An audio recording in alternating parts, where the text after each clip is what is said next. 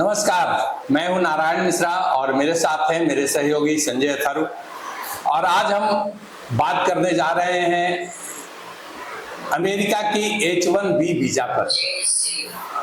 अभी जैसे आपने खबरों में पढ़ी होगी या टेलीविजन पर देखा होगा कि H1 वीजा की फीस अमेरिकी सरकार ने बहुत बढ़ा दी है और इससे बहुत ज़्यादा प्रभाव भारतीय युवाओं पर पड़ रहा है, क्योंकि भारत के युवा सबसे ज़्यादा अमेरिका में जाते हैं नौकरी के लिए, अपने उससे वो प्रभावित हो रहे हैं।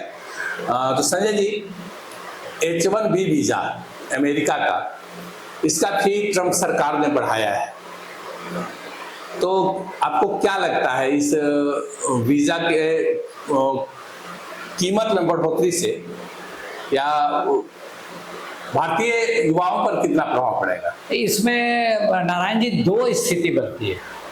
एक स्थिति ये बनती है कि चूंकि वृद्धि बहुत ज्यादा का है, जहां 5 से 10 हजार डॉलर लिया जा रहा था वहां सीधे 1 लाख डॉलर कर दिया गया।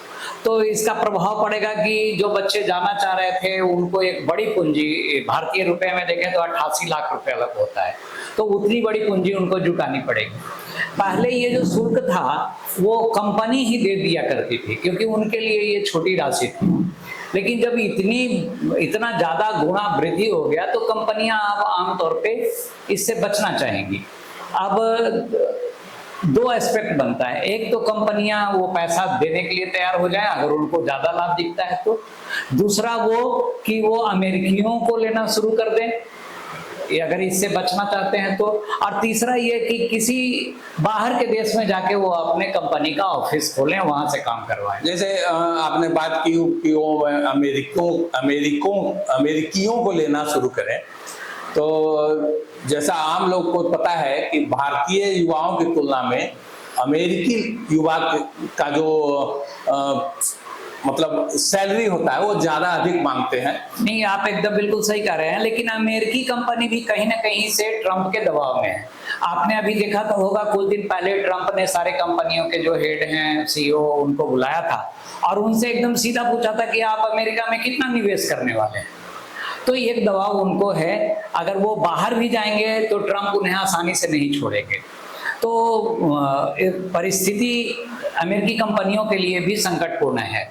अब उसमें वो क्या रास्ता निकालते हैं ये देखना होगा। अगर भारतीयों की दृष्टि से देखें तो इसमें भी दो एस्पेक्ट है। एक एस्पेक्ट है कि उनका जॉब छूटेगा और फिर किसी दूसरे कंट्री में उतना पेमेंट का, उतना पे स्केल का जॉब मिलना इतना आसान नहीं होगा जितना कि अमेरिका में उनको मिलता है, तो उनके लिए एक संकट होगा। अगर वो भारत आते हैं तो निश्चित रूप से भारत में भी ये चीज उतने पे स्केल पे उनको जॉब नहीं मिलने वाला है। और अगर इतने सारे लोग बेरोजगार होते हैं तो भारत को एक सीधा झटका है कि रेमिटेंस के रूप में जो वो वहां से राशि भेजते थे अपने परिवार के लिए या अपने किसी काम के लिए, वो राशि में कमी आएगी, जो कहीं ना कहीं से भारत का जो डॉलर का कोष है उस पर प्रभाव पड़ेगा। इसकी अर्थव्यवस्था प्रभावित होगी। इसकी अर्थव्यवस्था प्रभावित होगी। और सच पूछे तो ट्रंप ने यही सोच के किया भी है, क्योंकि अभी वो भारत से सीधी लड़ाई नहीं लड़ रहे, वो भारत से परोक्ष लड़ाई लड़ रहे हैं और दबाव में लाके भारत को झुका देना चाहते हैं। आपको क्या लगता है कि जो भारतीय अर्थव्यवस्था तेजी से बढ़ रही है, कहीं उसका असर ट्रंप के दिमाग में तो नहीं है?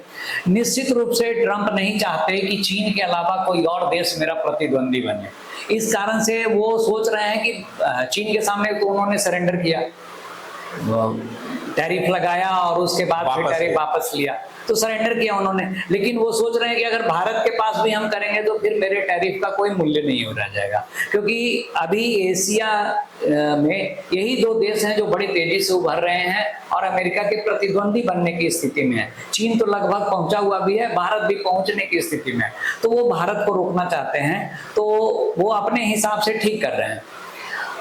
अब भारत को ये सोचने की जरूरत है कि जो H1B वीजा पे जा रहे थे भारतीय, उनको वो अपने यहाँ जॉब देंगे या उनका सेटलमेंट कहीं और करने में सहयोग करेंगे। इस बीच एक और खबर आई है ये H1B वीजा पर जो बढ़ोतरी की है अमेरिकी सरकार ने, उसके बाद चीन ने एक वीजा शुरू करने जा रही है चीन की सरकार, वो के वीजा के नाम पर होगी। और ये स्पष्ट किया जा रहा है कि वो उन टैलेंट को अपने पास लाना चाह रही है जो कि H1B वीजा से प्रभावित होकर ठीक है, ये भी कहीं ना कहीं से अमेरिका को मजबूर करेगा, विवश करेगा, चीन की प्रगति में सहायक हो जाएंगे। क्योंकि अभी तक अमेरिकी की अर्थव्यवस्था या अमेरिका देश पे शासन पूरे विश्व पर शासन कर रहा था, तो उसका कारण ये माइंड भी थे। और भारत अगर अभी तक कमजोर था तो उसका कारण ये ब्रेन ड्रेन था। यहाँ भारत सरकार उनको पढ़ाने में, IIT में, IIMS में, IBM में, सारे मैनेजमेंट में, NITs में, सब में पैसा खर्च करती है। और जो प्रतिभावान होते हैं, यानी कि फर्स्ट लेयर के जो क्रीम होते हैं, वो अमेरिका चले जाते हैं या कनाडा चले जाते हैं। तो भारत अगर अभी तक विश्व शक्ति नहीं बन पाया तो उसका कारण ये भी था। लेकिन भारत अगर ताकत बन भी पाया तो उसका कारण वो था कि वो ब्रेन ड्रेन वहां होने के कारण, अमेरिका होने के कारण किसी न किसी तरह से आर्थिक सहायता भारत को पहुंच रही थी।